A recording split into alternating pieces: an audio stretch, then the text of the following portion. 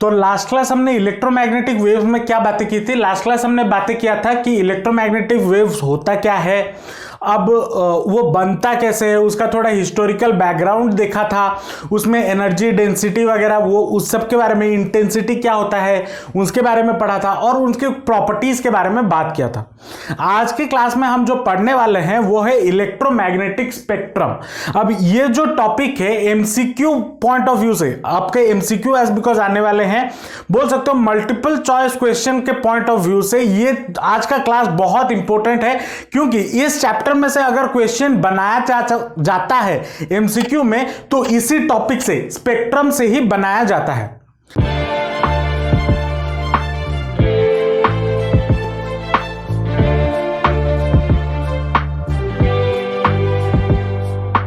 अब देखो, सब पहले समझते हैं इलेक्ट्रोमैग्नेटिक स्पेक्ट्रम है क्या।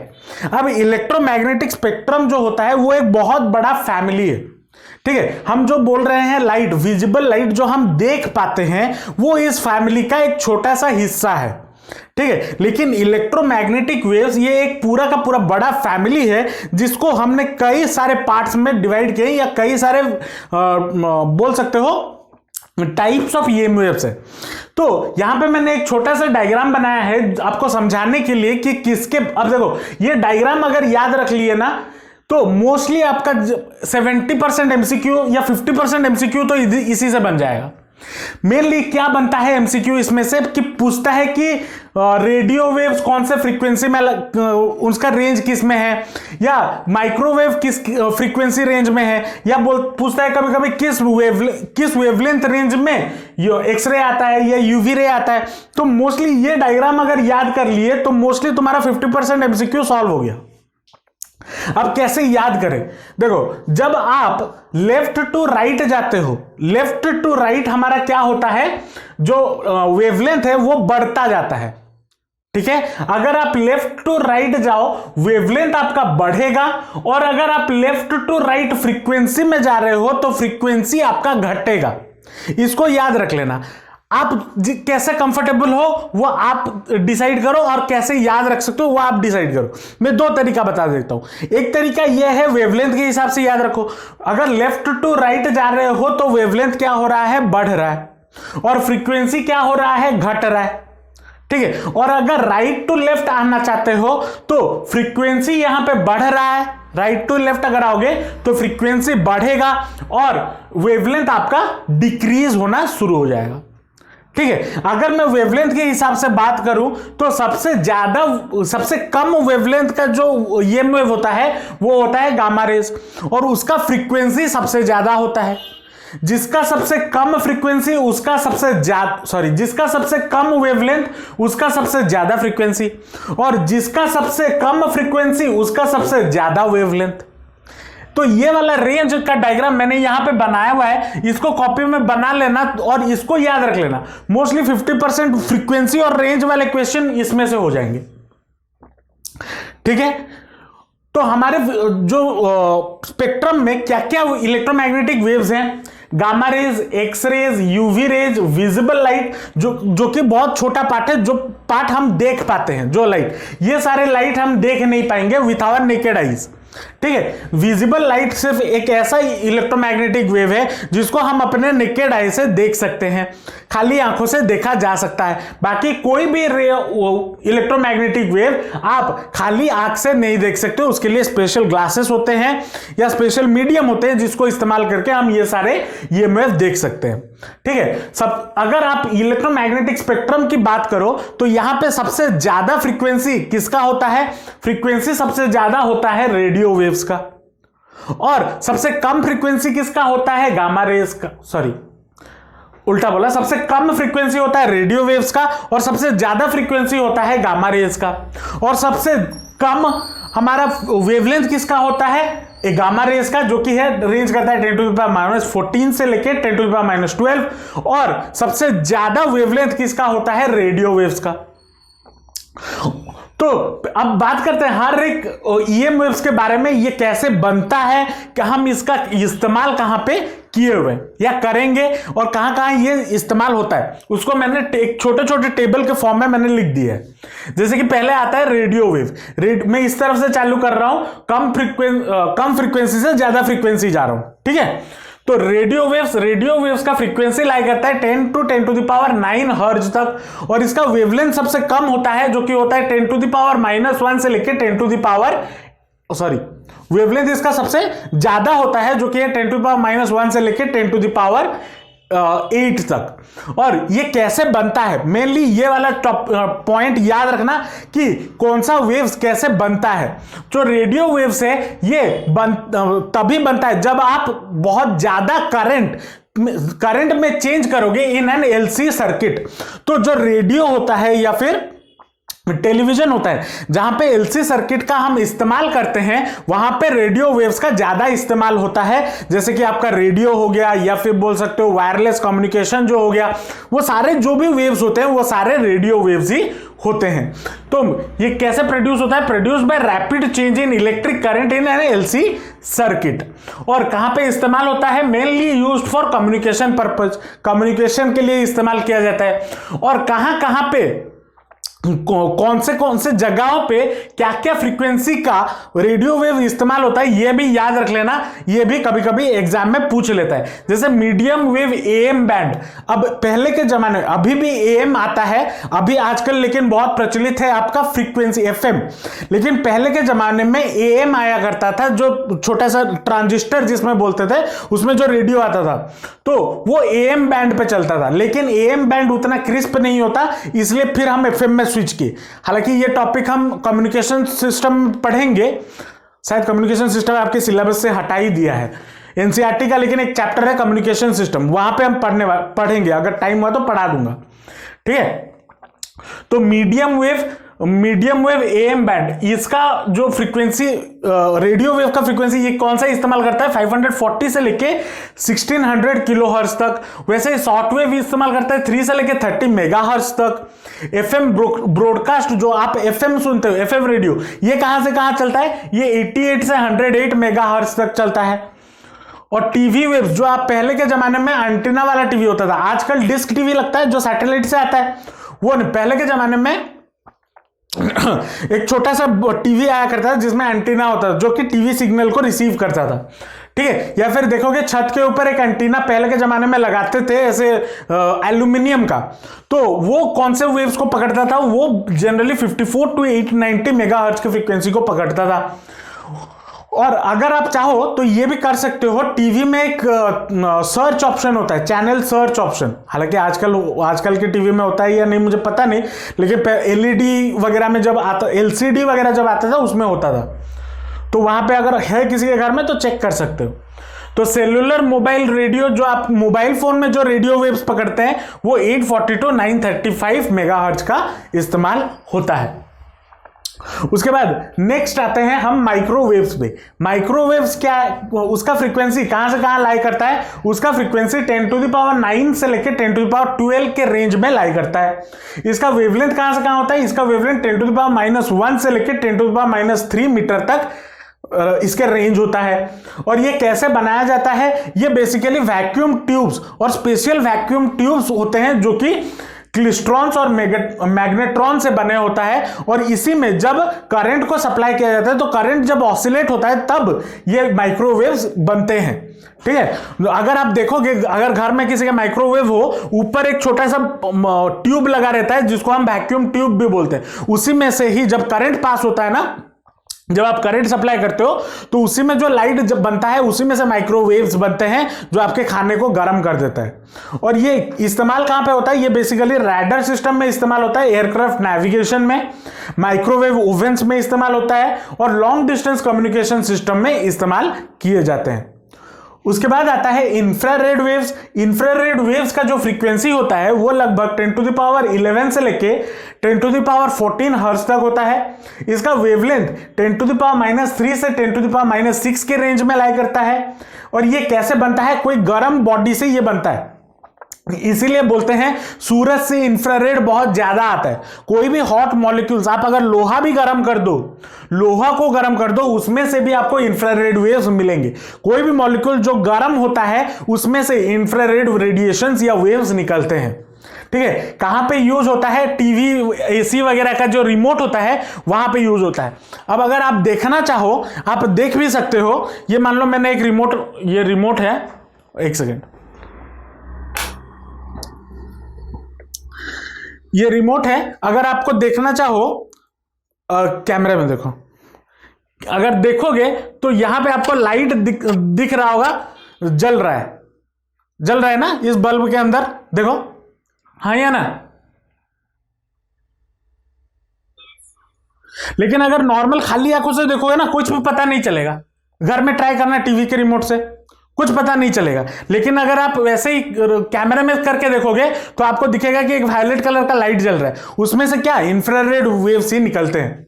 ठीक है, जो आपको खाली आंखों से दिखेगा नहीं, लेकिन इस्तेमाल होते हैं जो टीवी वगैरह कंट्रोल करने में। ठीक है,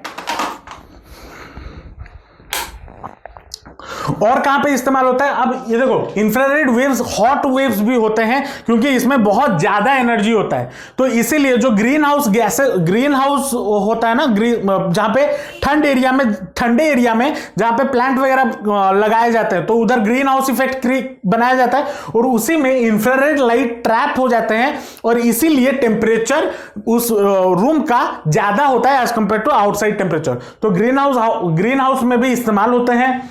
और नोइंग द मॉलिक्यूलर स्ट्रक्चर, कोई भी चीज का मॉलिक्यूलर स्ट्रक्चर पता करने के लिए भी इंफ्रारेड वेव्स का इस्तेमाल होता है। Used in solar heaters also, जो आप सोलर हीटर में सोलर हीटर आजकल इस्तेमाल हो रहा है, या छत पे आप जो वाटर हीटर लगाया जाता है पानी के टंकी में आजकल लगाए जा रहे हैं, उसी में भी ये सन का इंफ्रारेड वेव इस्तेमाल होता है क्योंकि उसमें बहुत ज्यादा एनर्जी पाया जाता है। ठीक है, कुछ नहीं है, जितना छोटा हो सकता है, जितना कम हो सकता है, जितना यूजफुल इंफॉर्मेशन हो सकता है, मैंने बस उसी को लिखा हुआ है। इससे बाहर और कुछ नहीं पूछेगा। ठीक है, तो इसको अच्छे से याद रख लेना, और इसके अलावा कोई ऑप्शन नहीं है। सर कैसे याद रखें, क्या करें? अब समझा दे रहा हूं, उस हिसाब से याद रखना और बार बार उस चीज को रीडिंग करना, रिवाइज करना, तो याद रह जाएगा। और क्वेश्चंस लगाना। ठीक है, इसको नोट डाउन कर लो, फिर आगे और ईएमएफ के बारे में बात करेंगे।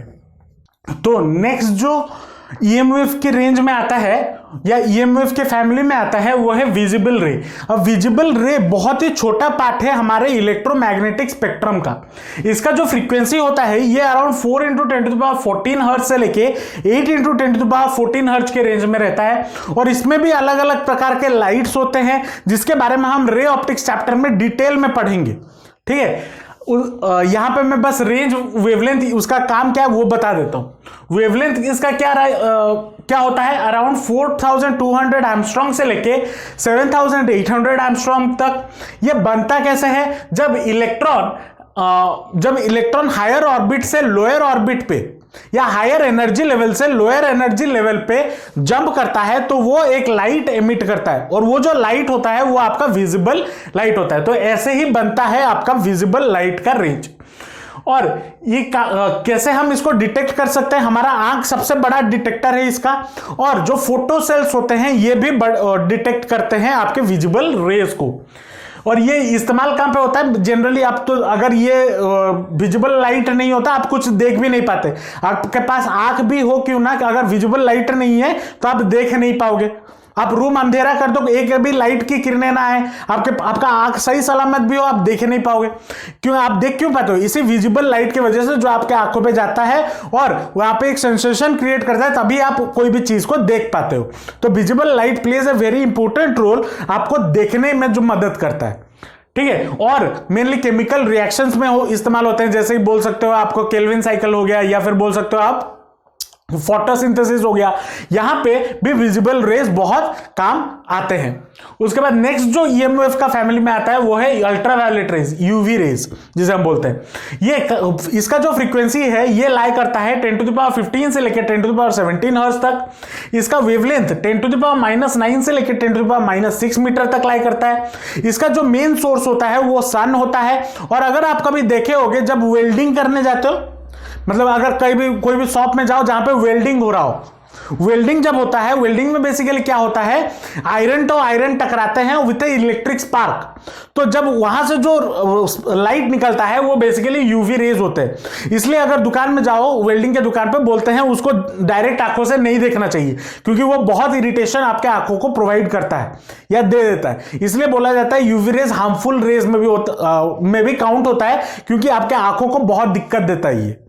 ठीक है, उसके बाद ये यूज कहां पे होता है, ये जनरली यूज होता है फूड प्रिजर्वेशन में, स्टेरिलाइजिंग ऑब्जेक्ट। जैसे अभी कोविड का टाइम था तो बोलते थे फोन वगैरह सब स्टेरिलाइज करो, तो जो डिब्बा आता था स्टेरिलाइजेशन का उसके अंदर मेनली यूवी लाइट्स लगाए रहते थे जिसमें ये ऑब्जेक्ट को स्टेरिलाइज किया जाता था। या फिर अगर आपको पता हो, अगर जो सर्जरी वगैरह होते हैं हॉस्पिटल्स में, जो सर्जरी होता है, सर्जरी होने से पहले सारे चीजें जो स्टेरिलाइज्ड होते हैं वो यूवी लाइट से ही होते हैं।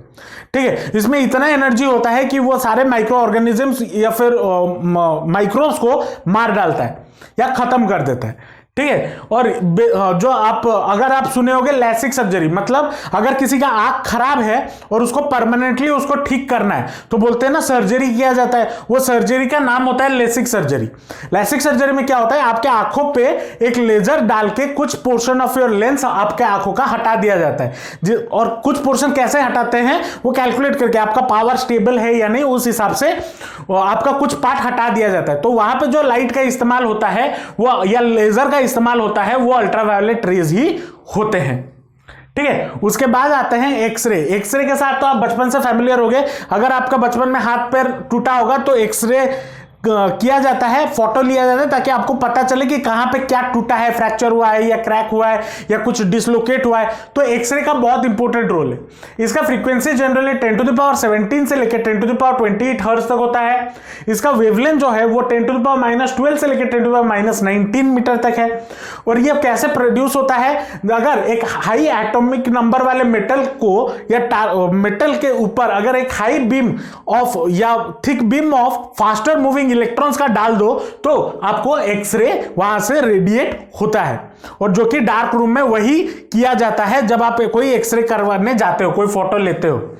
ठीक है, और ये इसका खासियत क्या है, ये टिश्यूज वगैरह में, मतलब जो बॉडी टिश्यूज है उससे पार कर जाता है, लेकिन बोन और मेटेलिक मटेरियल्स से ये पास नहीं करता। और इसी के वजह से ये इस्तेमाल होता है आपके मेडिकल डायग्नोसिस में। अगर कहीं पे टूटा फूटा है तो वहां पे इस्तेमाल हो, तो वो जानने के लिए बेसिकली एक्सरे का इस्तेमाल होता है। Used as detecting device. Detecting device मतलब अगर कोई चीज चोरी वोरी कर स्मगल करके मान लो लेके जा रहे हो, गोल्ड हो गया, कोई भी दूसरा मेटल हो गया, स्मगल करके एक कंट्री से दूसरे कंट्री लेके जा रहे हो, तो एयरपोर्ट में जो डिटेक्शन होता है ना वो बेसिकली एक्सरे का होता है। वो डिटेक्ट करके पता कर देते हैं कि हाँ ये चीज जा रहा है बाहर। ठीक है, या फिर दुकानों में आप अगर देखोगे कोई चीज अगर उठा के ले आए तो बीप करता है सामने से, बड़े बड़े मॉल्स में, उसमें बेसिकली एक्सरेज ही लगे हुए रहते हैं। हालांकि इसके बारे में हम डिटेल में बात करेंगे। कौन सा चैप्टर, सेमीकंडक्टर चैप्टर है, एटम, न्यूक्लियर, यहां पे मॉडर्न फिजिक्स में इसके बारे में और डिटेल में चर्चा होगी। ठीक है, और कहां पे इस्तेमाल होता है, these are used to detect faults and cracks in an metallic material. मतलब इंजीनियर वगैरह भी इस्तेमाल करते हैं। अगर जैसे आरएसपी जो राउरकेला स्टील प्लांट जो है, वहां पे बड़े बड़े मेटल के पीसेस अब बनते हैं, स्टील पीसेस बनते हैं। अब उसमें हो सकता है बनते बनते वहां पे कोई छोटा सा क्रैक रह जाए, बीच में कोई एयर बबल रह जाए। अगर रह जाता है तो वो कैसे पता करते हैं, उसमें से एक्सरे पास किया जाता है तो पता चल जाता है कि हाँ इसमें उसमें क्रैक या फॉल्ट है या नहीं है। उसके बाद आता है gamma rays.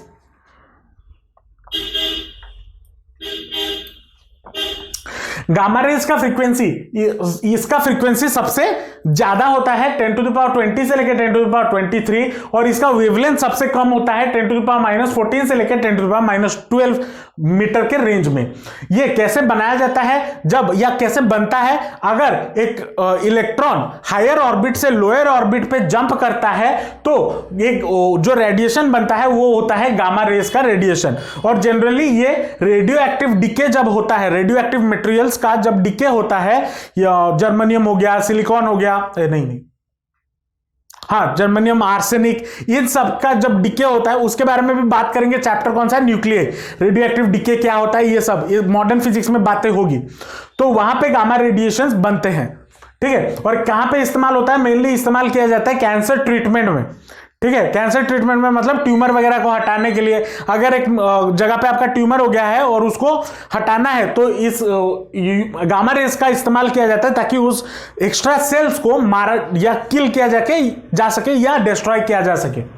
Use for preservation of food, और कहां पे इस्तेमाल होता है, study the structure of atom, छोटे छोटे एटम्स का स्ट्रक्चर पता करने के लिए भी ये गामा रेज का इस्तेमाल होता है।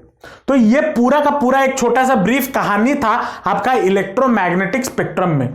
इसमें इंपॉर्टेंट क्या है, यूज कहां, जो मेनली मैंने लिखा हुआ है वो सारा ही इंपॉर्टेंट है। कैसे बनता है, कहां से बनता है, फ्रीक्वेंसी, वेवलेंथ और उसके कुछ यूजेस, वो आपके दिमाग में होने चाहिए टू सॉल्व दिस टाइप, इसके रिलेटेड एमसीक्यूज, ठीक है। समझ में आया या नहीं आया? इसी के साथ आपका जो पूरा चैप्टर है इलेक्ट्रोमैग्नेटिक वेव्स का, ये खत्म होता है, जो कि आपके बोर्ड्स 2022 सिलेबस में आता है, ठीक है। नेक्स्ट हम इसके बाद पढ़ेंगे रे ऑप्टिक्स में चलेंगे, ठीक है। होप आपको आज का क्लास समझ में आया होगा। अगर आपका कोई भी डाउट है, कोई भी फीडबैक है, कोई भी प्रॉब्लम है, कुछ भी है, आप कमेंट सेक्शन में जरूर बताना।